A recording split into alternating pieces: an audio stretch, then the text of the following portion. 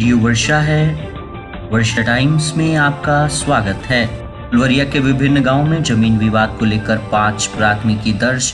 जिलाधिकारी व एसपी ने किया बलथरी चेक पोस्ट का औचक निरीक्षण। फुलवरिया में 12 पैक्सों के लिए बनाए गए 40 मतदान केंद्र। बदमाशों ने 3 युवकों को चाकू से गोदा, 1 रेफर। विद्युत चोरी के आरोप में 3 के विरुद्ध प्राथमिकी लगाया गया 82,245 रुपए का जुर्माना।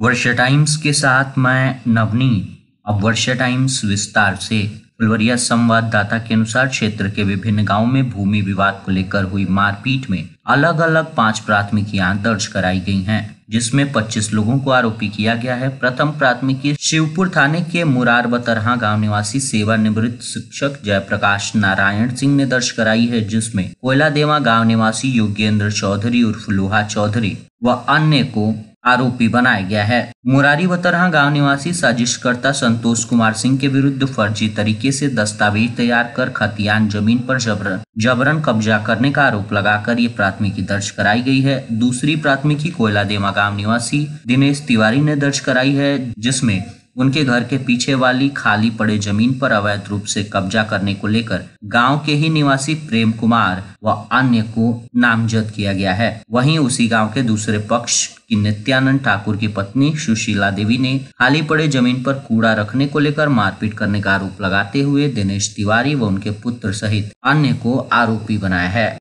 श्रीपुर थाने के लाडपुर गांव निवासी दिनेश कुमार सिंह ने पत्नी स्नेहलता, पुत्र खुशी कुमारी व अंकिता कुमारी को जमीन विवाद के मामले में मारपीट कर घायल कर देने का आरोप लगाते हुए पड़ोसियों के खिलाफ प्राथमिकी दर्ज कर आरोपी बनाया है। इसी थाने के मगहा गांव निवासी सलाउद्दीन मियां की पत्नी रूही खातून ने खेत में लगे केले का घवद अनाधिकृत रूप से काटने पर मना करने को लेकर मारपीट कर घायल कर देने का आरोप लगाते हुए गांव के ही निवासी रामाधार सिंह व अन्य को नामजद किया है। इसकी जानकारी देते हुए हथुआ एसडीपीओ आनंद मोहन गुप्ता ने बताया है कि ये घटना अलग अलग तिथियों में घटी है। पीड़ित व्यक्तियों के लिखित शिकायत पर थाने में प्राथमिकी दर्ज कर ली गई है। घटना में शामिल भूमाफियाओं को किसी भी परिस्थिति में बख्शा नहीं जाएगा। क्षेत्र के अनेकों भूमाफिया पुलिस के रडार पर हैं। मामले की छानबीन चल रही है।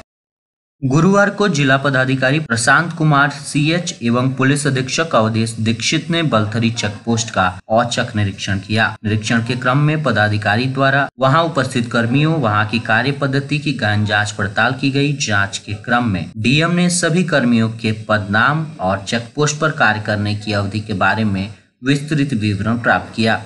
इसी क्रम में रोस्टर और पंजियों के जांच के साथ चालान के बारे में भी जानकारी ली। उत्पाद एएसआई विकास कुमार को ड्यूटी पीरियड में बड़ी दाढ़ी रखने पर पुलिस अधीक्षक द्वारा स्पष्टीकरण करने के निर्देश दिए गए। डीएम ने सभी कर्मियों को कड़ी चेतावनी के साथ निर्देश दिया कि परिचय पत्र के साथ ही ड्यूटी पीरियड में उपस्थिति रहना सुनिश्चित करें। कंट्रोल रूम में निरीक्षण के क्रम में पाया गया कि 14 सीसीटीवी कैमरे काम नहीं कर रहे हैं, जिस पर कड़ी प्रतिक्रिया व्यक्त करते हुए जिला पदाधिकारी द्वारा तुरंत ठीक करने के निर्देश दिए गए। जिला पदाधिकारी ने टैक्स कलेक्शन की विस्तृत जानकारी ली। साथ ही बलथरी चेक पोस्ट के दोनों धर्म कांटे खराब पाए गए, जिस पर जिला पदाधिकारी द्वारा जिला परिवहन पदाधिकारी से इसके लिए की गई कार्रवाई की परीक्षा की गई।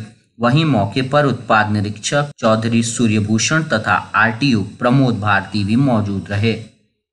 फुलवरिया प्रखंड के 12 पैक्सों के लिए 40 मतदान केंद्र बनाए गए हैं, जिस पर करीब 31,200 मतदाता अपने मनपसंद 12 पैक्स अध्यक्षों का चुनाव करेंगे, जिसमें 7200 नए मतदाताओं को भी शामिल किया गया है। इसकी जानकारी देते हुए प्रखंड निर्वाची पदाधिकारी बीडीओ पूजा कुमारी ने शुक्रवार को बताया, मतदान सूची में पूर्व से अंकित किए गए नाम पर फुलवरिया से 87, चमारपट्टी से 3 व पैकौली पदों से 16 सहित कुल 106 आपत्तियां प्राप्त हुई थी, जिसे प्रमाण के अभाव में अस्वीकृत कर दिया गया। साथ ही मतदाता सूची का प्रकाशन कर दिया गया है। बुनियादी सुविधा को देखते हुए क्षेत्र के 3 मतदान केंद्रों का बदलाव कर नए मतदान केंद्र बनाए गए हैं, जिसमें मांझा गोसाई के पुराने मतदान केंद्र गणेश स्थान मांझा प्राथमिक विद्यालय से हटाकर बंसी बतरहा गांव स्थित पैक्स गोदाम पर मतदान केंद्र बनाया गया है। कोयला देवा पुराने पंचायत भवन से पुराने मतदान केंद्र को हटाकर नया मतदान केंद्र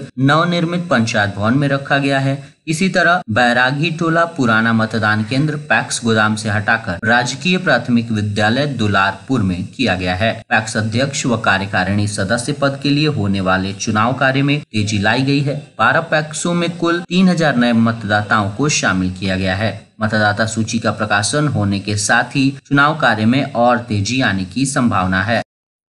खाद बीज दुकानदार पर गोलीबारी मामले में 4 अपराधियों को पुलिस ने गिरफ्तार कर लिया है। अपराधियों के पास से एक देसी कट्टा, एक देसी पिस्टल और 7 जिंदा कारतूस के साथ घटना में प्रयुक्त बाइक भी पुलिस ने बरामद की है। ये मामला थावे के जगदीशपुर में जमीनी विवाद को लेकर खाद बीज दुकानदार पवन कुमार को गोली मारने का है। गोली मारने के दौरान मारपीट में एक अपराधी की मौत भी हुई थी। सदर एसडीपीओ प्रांजल के नेतृत्व में थावे थानाध्यक्ष धीरज कुमार ने ये कार्यवाहियां की हैं। एसपी अवधेश दीक्षित ने प्रेस वार्ता के दौरान इसकी जानकारी दी।